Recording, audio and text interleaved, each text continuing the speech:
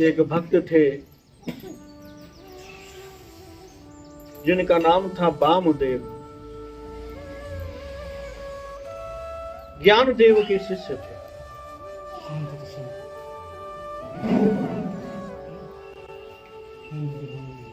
जाति से छिपा थे। भगवान जब प्रसन्न होते हैं तो जाति नहीं देखते, चाहे वो ब्राह्मण हो, चाहे वो मेहतर हो, कोई भी हो। जब वो कृपा करते हैं तो चाहे जिस पर कृपा कर देते हैं। तो वामदेव जी कपड़ा रंगने का काम करते थे और जितना जो कमाते वो सब साधु संतों में प्रसाद में बांटते थे।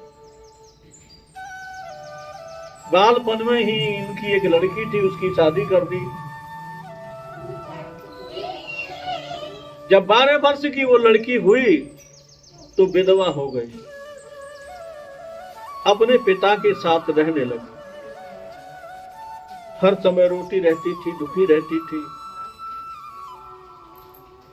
तो पिताजी ने कहा कि बेटा, इस तरह से रोने ढोने से काम नहीं चलेगा, तू घर में कुछ सेवा पाने किया कर, शरीर ठीक रहेगा, तू बहुत कमजोर हो गई है।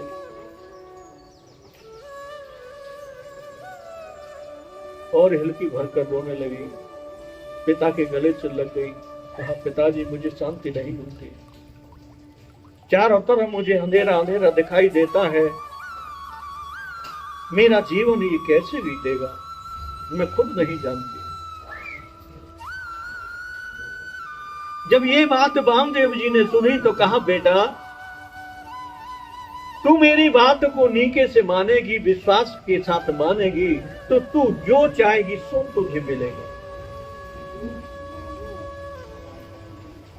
तू भगवान की सेवा पूजा किया कर नित्य नियम से, तू चिंता न कर, तू जो चाहेगी सो तुझे मिले।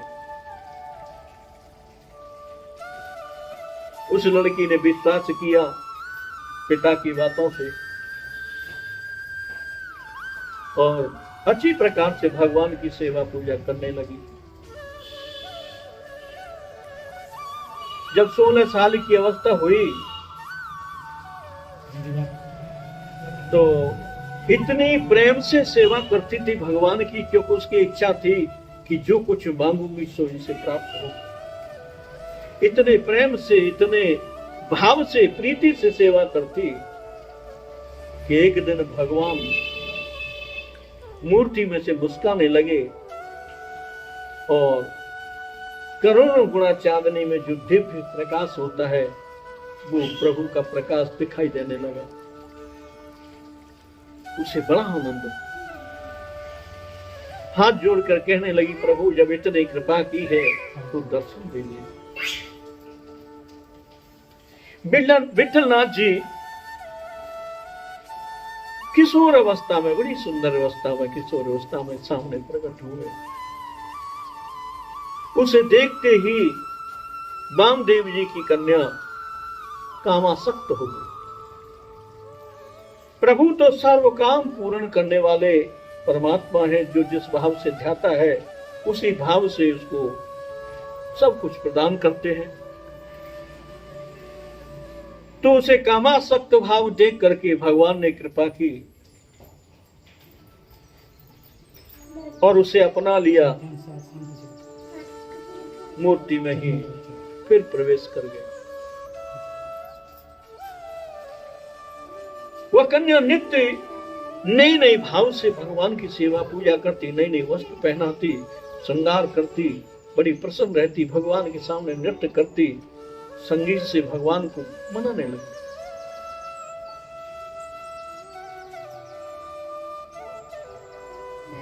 तो भगवान की कृपा से उसी इच्छा पूर्ति हुई और उसके गर्भ रह गए।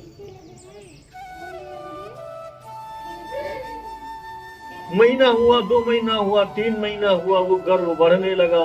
4 महीने में तो लोगों को पता चलने लगी। जो दुष्ट लोग होते हैं जो चुगली करने वाले होते हैं वो खाली एक कोई छिद्र देखते हैं कि इसकी बुराई करने के लिए हमें कोई सबूत मिले। तो उस कन्या को सबूत मानकर वो आपस में सब गली मोहल्ले में चर्चा करने लगे कि विधवा हो गई है, गर्भ से है। चर्चा पूरे नगर में हो गई, लेकिन घर वालों को कुछ पता ही नहीं क्या हो रहा है। तो एक वामदेव जी का हितैषी था, उसने कहा, वामदेव तुम्हें कुछ पता भी है, तुम घर में रहते हो? वामदेव ने कहा, नहीं मुझे तो कुछ नहीं पता कि तुम्हारी कन्या पेट से है। बड़ा दुख हुआ। एकांत में अपनी पुत्री को बुलाया, कहा, बेटा सच सच कहना, मैं जो सुन रहा हूं वो सही है? उसने कहा, पिताजी सही, मैं गर्भ से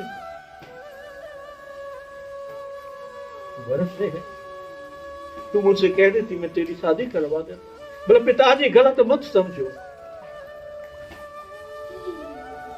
ये तो भगवान का प्रसाद है, भगवान ने प्रकट होकर के मुझे अपना लिया।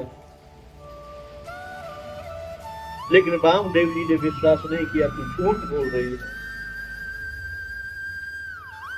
वामदेव जी बड़े दुख मन से सो गए। रात्रि में स्वप्न हुआ, भगवान ने कृपा की। विठलदास जी ने कहा, करे वामदेव तू कन्या को शुद्ध पवित्र मान, ये तो बहुत शुद्ध है, इसके गर्भ में मेरा अंश है।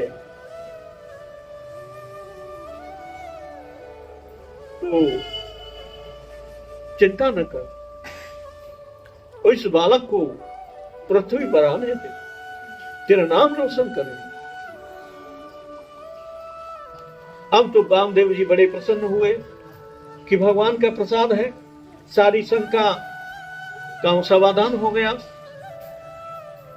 कुछ दिन बाद वो बच्चे ने जन्म लिया, तो घर में जितनी संपत्ति थी वामदेव के में, वो सब उत्सव में भंडारे में लगा दी। साधु संतों को भोजन कराया, गांव वालों को भोजन कराया। गांव वाले तो मन माने तरीके से जाने क्या क्या कहते थे, लेकिन वामदेव जी ने कोई काम नहीं रखा और अपने भगवान के स्मरण रखते रहे। बालक बड़ा हुआ, साल का हुआ, 2 साल का हुआ, 3 साल में प्रवेश किया उस बालक ने। तो अपने नाना को देखता था, वामदेव जी उसके नाना थे, देखता था कि मेरे नाना भगवान की सेवा पूजा करते हैं। उसी प्रकार से वो भी बाहर से एक पत्थर लेके आया और पत्थर को एक जगह पर रखा और उसे वस्त्र पहनाए, स्नान कराए और फूल चढ़ाए और प्रसाद भोग लगाए। उसे उसमें बड़ा आनंद आने लगा। 2-3 साल के बालक तो संसार के खेलों में रत रहते हैं, लेकिन वो बालक संसार के खेलों से परे भगवान के प्रेम में खेल खेला कर। उसकी मां देखकर बड़ी प्रसन्न हो। नाना भी देखते हैं उसके वामदेव, कहते कि ठीक है। अब वो 4 साल का हुआ तो उस बालक का नाम नामदेव रखा। वो बालक कहने लगा, नाना जी,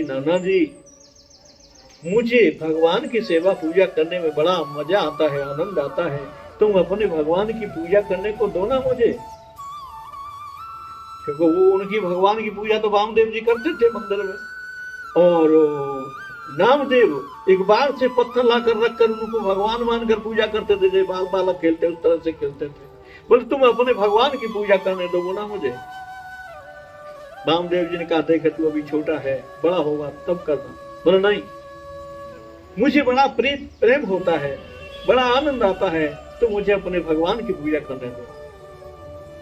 तो वामदेव जी ने कहा, ठीक है कर लेना, मैं अभी कुछ दिन बाद एक दूसरे गांव में जाऊंगा 3 दिन के लिए, तब तू 3 दिन पूजा करना। बड़ा प्रसन्न हुआ।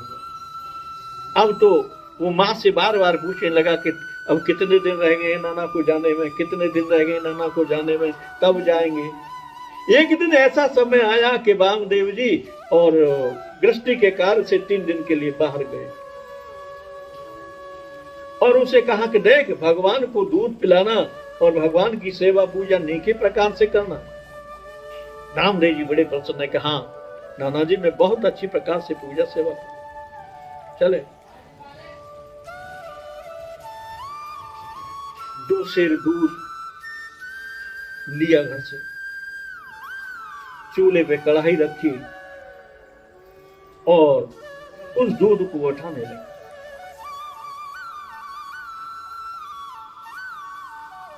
दूध उठा, अच्छी मलाई बढ़ गई। विचार करते जाते हैं कि भगवान को मैं दूध पिलाऊंगा, अच्छी प्रकार से बनाऊं, क्योंकि मेरे नाना जी रोज दूध पिलाते थे, भगवान को मैं भी दूध पिलाऊं। बालक है, मधुर स्वभाव है, भोला है, उसको क्या पता कि मेरे नाना जी कैसे दूध पिलाते थे। लेकिन प्रेम इतना था सागर कि मैं भगवान को दूध पिलाऊं। दूध तैयार हुआ, ठंडा किया, चीनी डाली और भगवान के सम्मुख रख दिया। का भगवान भोग लगाइए, दूध पीजिए। घंटा हुआ, 2 घंटा हुआ, वो उठाकर देखा तो दूध जैसे था वैसे ही था उसमें। अब उस बालक को बड़ा दुख हुआ, प्रभु आप दूध क्यों नहीं पीते हैं। फिर विचार किया शायद दूध में बनाने में कुछ कमी रह गई हो, मीठा कम हो इसलिए नहीं पी रहे हो, और मीठा लाके डाल दिया। फिर रख दिया, भगवान भोग लगाइए, लेकिन दूध फिर उठाकर देखा कपड़ा तो वैसे ही वैसे।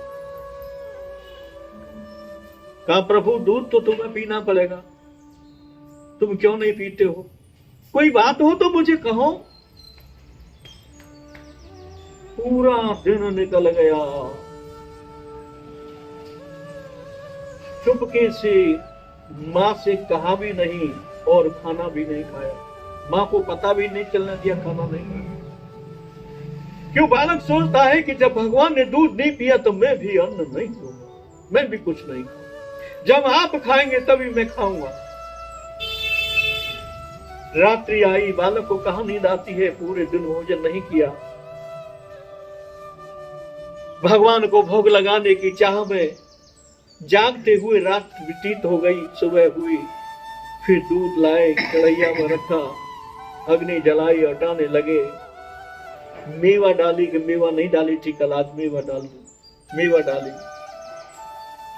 केसर लाए, केसर डाली, चीनी डाली, ठंडा किया और भगवान के आगे रख दिया। प्रभु भोग लगा।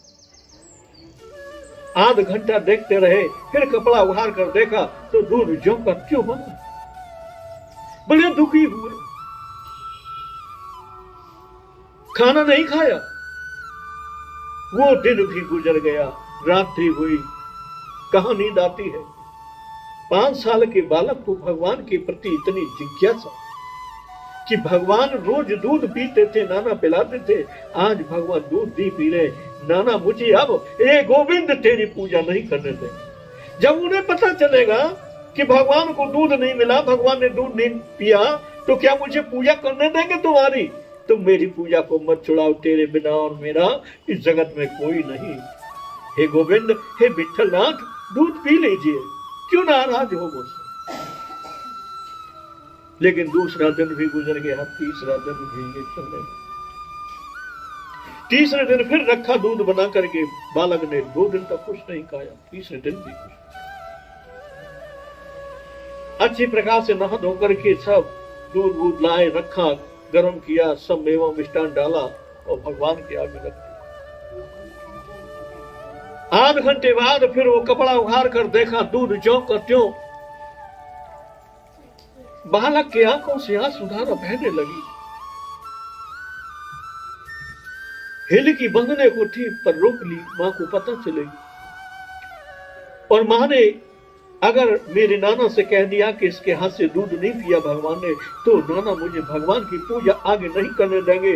हे गोविंद, मेरी इच्छा है कि मैं तेरी पूजा हमेशा करता हूं। तू अपनी पूजा से विमुख मत करना, चाहे जो दंड दे देना। अगर मेरी गलती हो तो मुझे सजा दो, पर अपनी पूजा से विमुख। भोग लगाया, फिर कपड़ा उठाया, देखा ज्यों का त्यों हो। अब तो बहुत दुखी हूं। मन में विचार उठा कि ऐसे जीने से कोई लाभ नहीं। गए और एक पैनी से छुरी घर में रखी थी, उसको लेकर आ गए और अपने गर्दन पर, और जो ही उसे चलाने के लिए उद्यत हुए, नामदेव जी भगवान ने मधुर मुस्कान करते हुए दिव्य प्रकाश से आगे प्रकट हुए और उसे अपनी गोद में ले लिया। गोद में लिया और उस दूध को वो नामदेव जी कहते कि महाराज इसका भोग लगा लीजिए। आप, मुझे क्या पता है कि आप छुरी दिखाने से आते हैं। अगर ऐसा मुझसे नाना कह देते तो मैं पहले ही छुरी रख लेता। भगवान ने दूध पिया। नामदेव उनकी गोदी में है। नामदेव को लगा कि भगवान सब दूध पी जाएंगे, तो कहने लगे प्रभु मेरे लिए भी प्रसाद दो। नाना मुझे रोजाना प्रसाद देते, क्या सब पी जाओगे? भगवान मुस्कुराए और अपने हाथों से अधरा मृत से जो छूटा प्रसाद था वो भगवान ने नामदेव को दिलाया। नामदेव ने प्रसाद लिया। भगवान ने सिर पर हाथ रखा और अंतर्धान हो गया।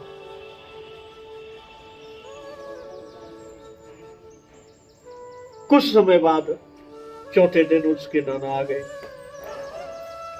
नाना ने आते ही पूछा क्या तुमने भगवान की सेवा पूछा अच्छी प्रकार से की, क्या दूध का भोग लगाया? नामदेव ने कहा नाना जी पूजा सेवा तो खूब की, भोग भी लगाया, पर दूध तीसरे दिन पिया, पहले दिन नहीं पिया, शायद गलती हो गई। अब रामदेव जी आश्चर्य में हो गए कि ये क्या बक रहा है कि तीसरे दिन पिया। मैं तो बूढ़ा हो गया, दूध पिलाते पिलाते अभी तक नहीं पिया, और ये कहता है कि तीसरे दिन दूध पी लिया। रामदेव जी ने कहा अच्छा इसका साक्षी कौन है, किसके सामने पिया बता? बोले साक्षी तो कोई नहीं है, यही साक्षी है, गोविंद विठलनाथ जी ने दूध पिया, यही साक्षी है। बोले नहीं हम नहीं मानेंगे, हमें पिला के दिखा। चौथे दिन फिर वो सुबह जागा और भगवान की सेवा पूजा के लिए सेवा पूजा की। दूध लिया, कढ़ाई में रखा, अग्नि जलाई, खूब गर्म किया, हटाया, मलाई पड़ गई, मेवा मिष्टान डाला और ठंडा किया, भगवान के सम्मुख रख दिया। वामदेव जी पास बैठे हैं, कपड़ा रख के उस पर ढक करके कहा कि प्रभु दूध पीजिए। कपड़ा उघाड़ के देखा तो दूध जो कर दिया। अब उसके नाना कहने लगे तू झूठ बोलता है कि भगवान ने दूध पिया, देख कहां पिया है, कहां पिलाया तूने? बोले नाना जी थोड़ी देर रुको, अभी पिए।